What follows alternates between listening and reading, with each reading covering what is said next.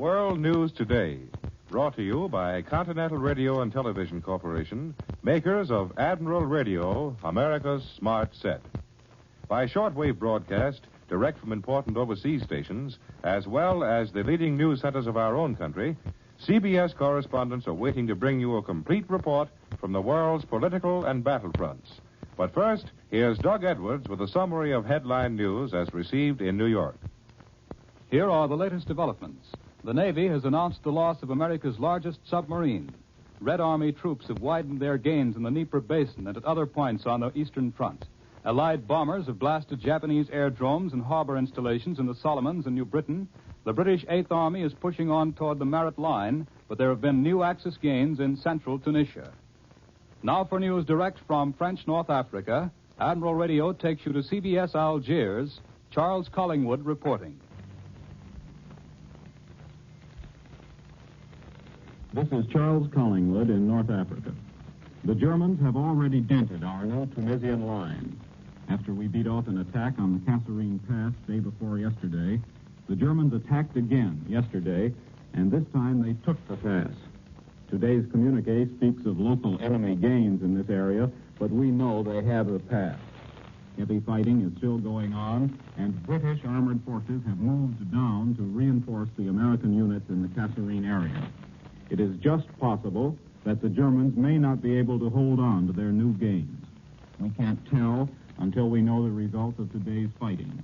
At the moment, all we know is that the Germans have the Kasserine Pass.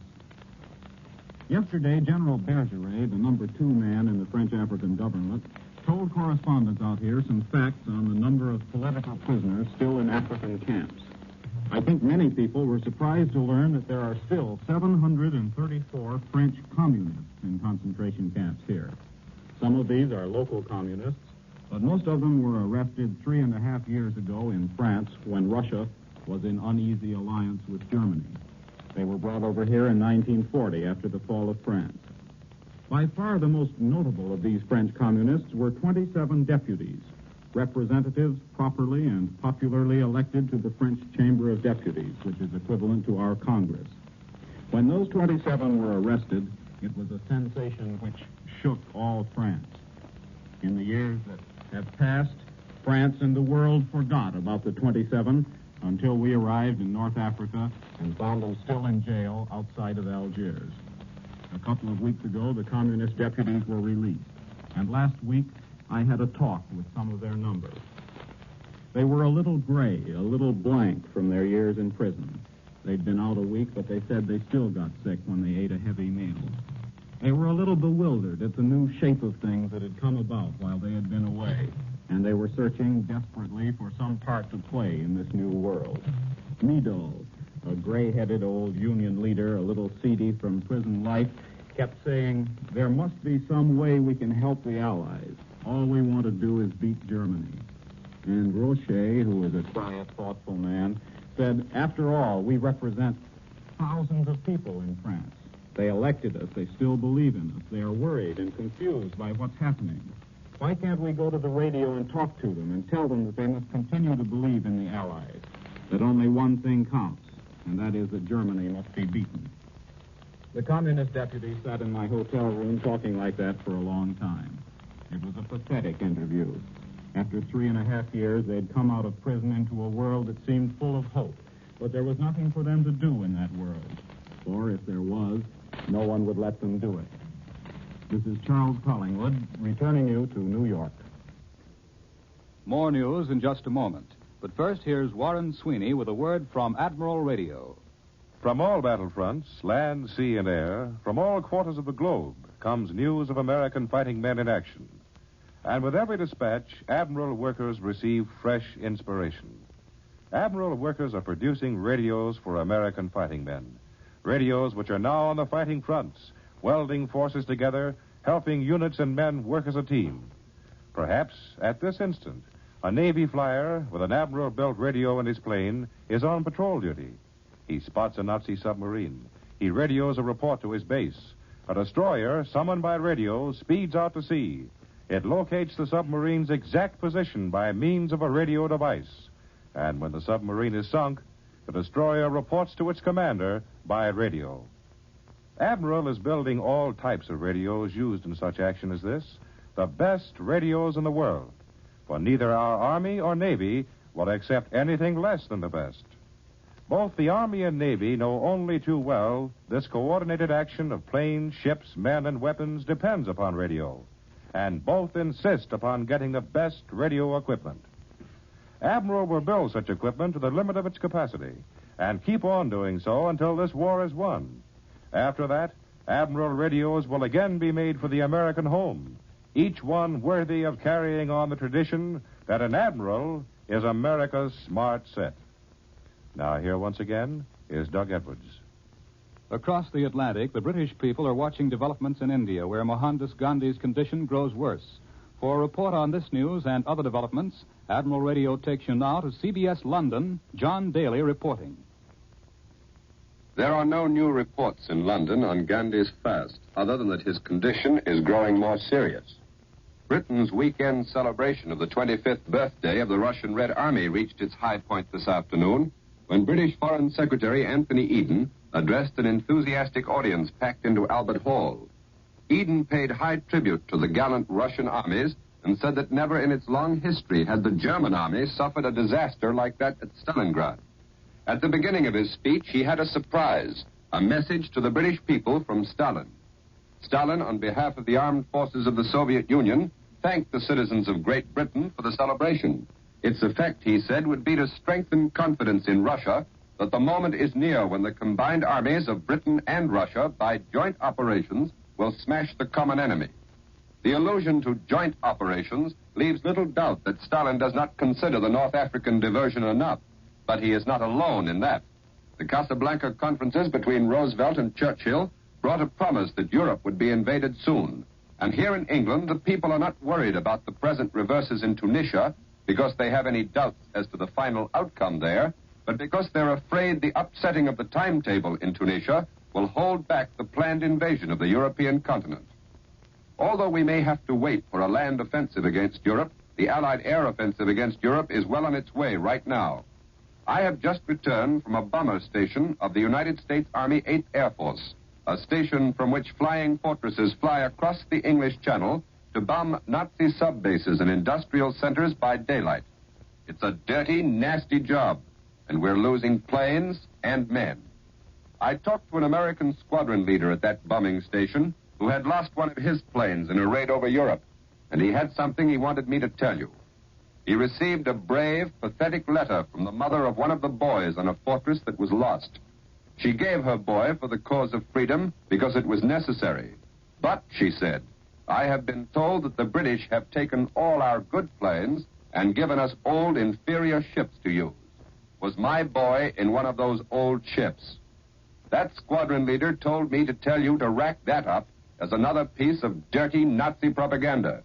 He told me to tell you that they are flying American planes, the best that you at home build.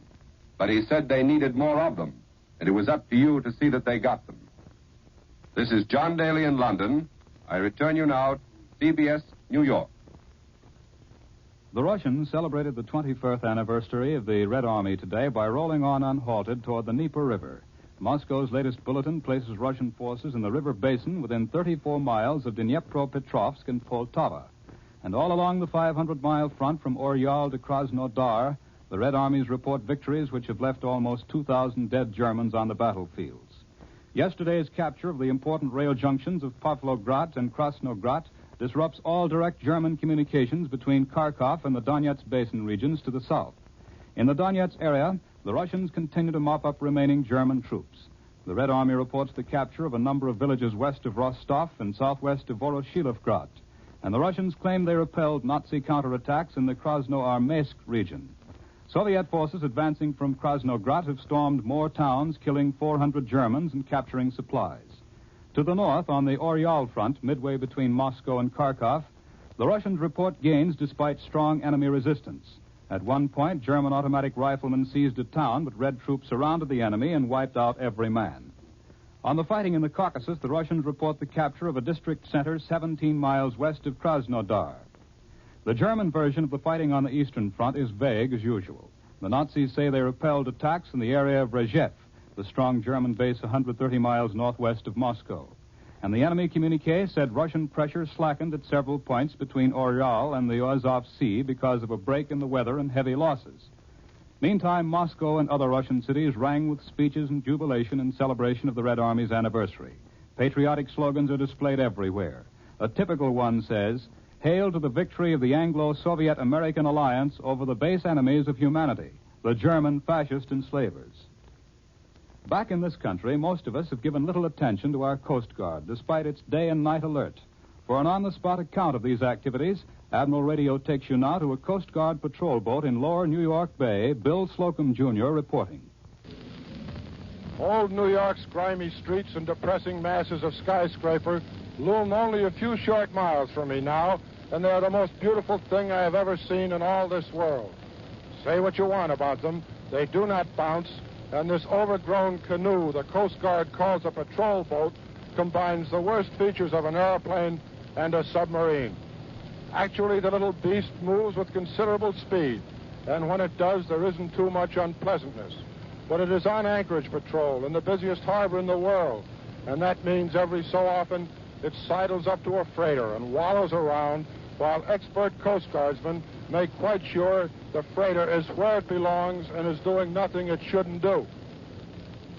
Whether there are hundreds of boats in the harbor or whether there is a dozen is a little matter the censors feel should be a secret between them, myself, and the thousands who travel in ferries.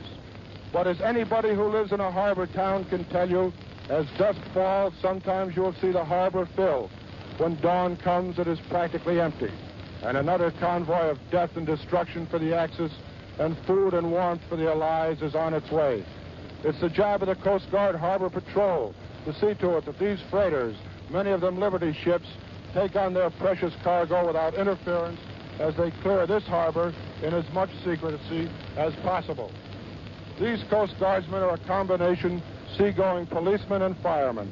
They ferret all over the waterfront on foot, in boats, in jeeps, and in airplanes. And if they see anything amiss, they are all trained to nip it in the bud and keep damage to a minimum. The boat I'm on is on anchorage patrol. There are other Coast Guard units who see that only accredited citizens are given access to the waterfront. Others keep their eyes open for fire hazards. And they're all better than expert hands at mob and riot control. We're going to hear this crew in action shortly, I'm sure, because we're bearing down now on a big freighter, swinging at anchor and loaded to the gunwales with, shall we say, general cargo. I'd like to give you a picture of this harbor when it's filled. And that doesn't mean it's filled now, nor does it mean it's empty. The last time I was out, the Richelieu was laying sleek and trim amidst a couple of hundred travel-stained freighters. Some shiny new Liberties, other rugged old tramps, all of them low in the water and with cargoes piled high on their deck. All of them with life rafts, and all of them armed fore and aft. There's plenty of opportunity for little high-class sabotage in this harbor. But that sabotage problem is the Coast Guard's. And to the naked eye, it looks like the saboteur is having a pretty bad season. We're coming up under the nose of a freighter now. Let's see how it works out. Check this, please.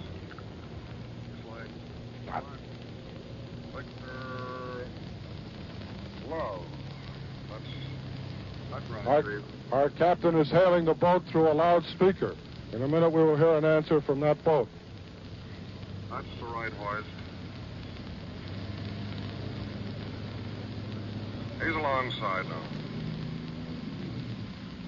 We'll hear an answer in just 1 second now as the captain speaks through the loudspeaker. I don't know whether you can hear it or not. Here he is now. Ahoy, the vessel. Is the master aboard? Who are you? We're going to move you to a new berth. Stand by to get underway at 16:30. The pilot will be aboard at 1600. Your hoist is the same.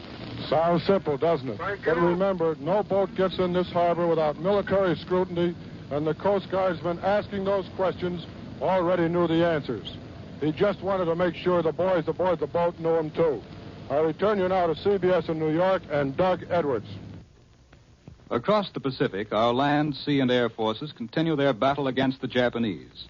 For news from this war zone, Admiral Radio takes you now to CBS Honolulu, Webley Edwards reporting.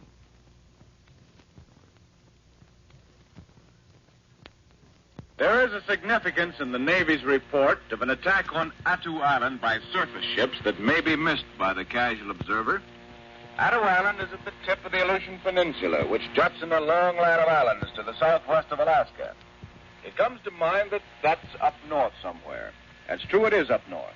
But the Aleutians are very definitely a part of our Pacific front against Japan. They are the right end of our line, so to speak, just as Guadalcanal is our left end. The center of this long Pacific line has been static since the Japs attempted to punch through Midway to Hawaii and were rolled back. Then the forces of Admiral Chester W. Nimitz made a hazardous but successful attack at the left end in the Solomons. Guadalcanal is now fully occupied and is a strong point for our forces. And now this weekend, Pacific Fleet units have gone into action at the other end of the line up north. There's been previous action in the Aleutians. There was an attack up there on Jap installations at Kiska by our surface ships in August of 1942. But this is the first shelling of Jap installations on Attu Island, which is 300 miles west of Kiska and more than 600 miles west of Dutch Harbor, Alaska. Attu is 1,800 miles west of the meridian that goes through Hawaii, although well north of here. But this is the main significance. Attu is less than 800 miles in a direct line west to Asiatic land, Kamchatka. And Kamchatka borders on the Jap-owned Kuril Islands, which extend some 800 miles southwesterly to Japan proper. This is the furthest west our surface ships have struck. It indicates that the Pacific Fleet is not only willing to take offensive action in enemy-controlled waters, but also able to do so. This Pacific reporter is no Pollyanna. I've been pretty pessimistic at times in reporting from this area for the last 14 months. There have been tremendous obstacles for our Pacific Fleet to overcome since its first attacking task force went out and hit the Japs in the Gilbert and Marshall Islands a little over a year ago. This Pacific War has been called a holding operation with a kick in it, and aptly. But the kick is beginning to develop. The offensive spirit has developed rapidly since Midway last June. Our fleet in the Solomons tried to provoke a decisive battle with the Japs down there the other day, but the Japs were cagey.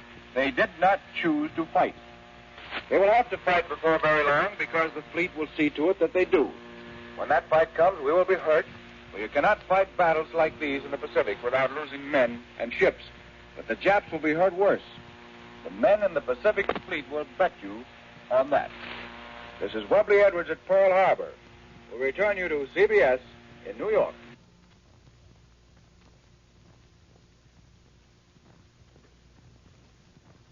In this country, the Navy has announced the loss of our largest submarine, and the nation is awaiting the OPA announcement of point values for rationed foods. For these developments, Admiral Radio takes you now to CBS Washington, Lee White reporting. The 2,700-ton mine-laying submarine Argonaut, the largest of our fleet and possibly the largest in the world, has failed to return from patrol operations and is therefore presumably lost. A Navy communique says next of kin have been notified. The same communique also identifies the destroyer mentioned in communique number 282 as having been sunk in the Solomons on February 1st. She was the 2,100-ton De Haven, commissioned only last September, the Navy says, and she was sunk by Japanese dive bombers. It's hard to visualize the fact, but the De Haven, one of our newest and fastest destroyers, weighed 800 tons less than the missing submarine. Loss of life on the destroyer is believed to have been small, but if the Argonaut's really lost, she doubtless went down with all her normal complement of between 90 and 100 men. In the Solomons, our planes are still attacking the airdromes at Munda and Vila, and in the Aleutians, our surface vessels have sunk a Japanese freighter.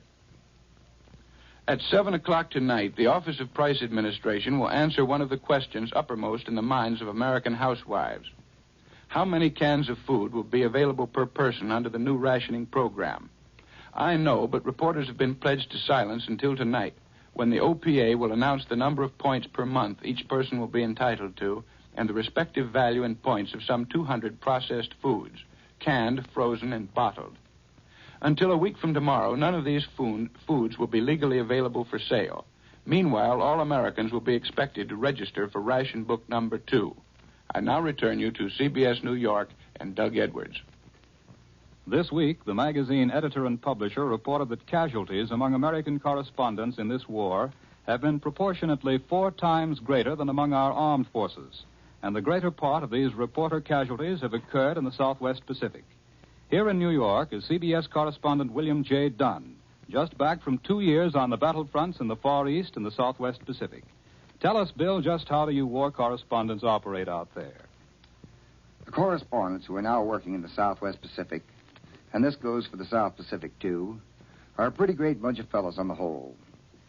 Even the loss of such men as Mel Jacoby, Barney Darnton, and Jack Singer fails to flag their enthusiastic desire to get in wherever the action is. Proof of this can be found in the stringent regulations General MacArthur's public relations officers have had to put into effect to keep the entire press corps from moving in a body to any front that might open. Vern Hoagland of the Associated Press is typical. Vern, you'll remember, had to make a parachute jump from a plane over New Guinea last August. It took him 41 days to find help. 41 days during which he wandered the jungles and the mountains almost without food and with very little water. Yet the first time I saw Vern after he left the hospital, he told me his one desire was to get back to New Guinea, and he did. The boys who do get to the fronts have very few advantages over the fighting men. They eat the same food. They drink the same chlorinated swamp water. They wade through mud and sleep on the ground, and they often get shot at. These boys have one inviolable rule at the front, a rule which requires the newcomer to dig his own foxhole as soon as he arrives. In a hot, steamy jungle with nothing but a small spade to use, that in itself is an all-day job, particularly for those of us who happen to tip the scales above the 200 mark. I think it's rather indicative of the attitude of these fellows that you never hear any complaints from them when they are actually up in the danger zone. When they get back to Port Moresby, where living conditions are glorious by comparison with the jungles, then they open up with a barrage of howls that are as loud as they are meaningless. Incidentally, one of the first things I learned in New Guinea is that any correspondent returning to press headquarters at Moresby from the jungles is expected to take a bath, and fast. In the early days of the Boona campaign, some of the boys had a tendency to come out of the jungle clad in uniform coating of green dungarees and mud. Having lived in this outfit for weeks, they sometimes failed to realize its possibilities and rested a bit before changing. The entire press corps combines today to prevent any such oversight by the returning correspondent. That was CBS correspondent William J. Dunn, who has just returned from Australia. Now, here's a message from our sponsor. Admiral dealers have requested that we ask you to be patient when your radio requires service. Every effort is being made to put all radios brought to Admiral dealers in tip-top shape. But doing so sometimes takes a little longer these days. Certain parts, including tubes, are difficult to obtain, and often this means a radio out of action for a few days. There is a method by which you can usually avoid such delays, however. Tell your Admiral dealer to put your name on his list. Have him check your radio twice a year regularly. Such checkups enable him to tell in advance whether or not the vital parts of your set are holding up. If he sees one which can't last much longer, he'll start looking for a replacement immediately, and probably have it in time so that your radio stays in continuous action without missing a single day or a single favorite program. Admiral dealers have the backing of the entire Admiral organization. And Admiral, in peacetime, is the world's largest manufacturer of radio phonograph combinations with automatic record changers. So tomorrow, first thing, call your Admiral dealer. Ask him to check your radio twice a year regularly. You'll be glad you did. 2 hand grenades will blow a Nazi machine gun crew to kingdom come.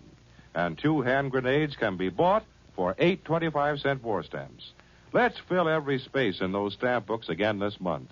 Buy war stamps in addition to your 10% payroll allotment. Give American fighters the extras they need. Give yourself the extra war bond you want to own. World News Today is brought to you each Sunday at this hour by Continental Radio and Television Corporation, makers of Admiral Radio, America's smart set. Be sure to listen again next Sunday when Admiral brings you World News Today by shortwave direct from the leading news centers of the world. Warren Sweeney speaking. This is the Columbia Broadcast.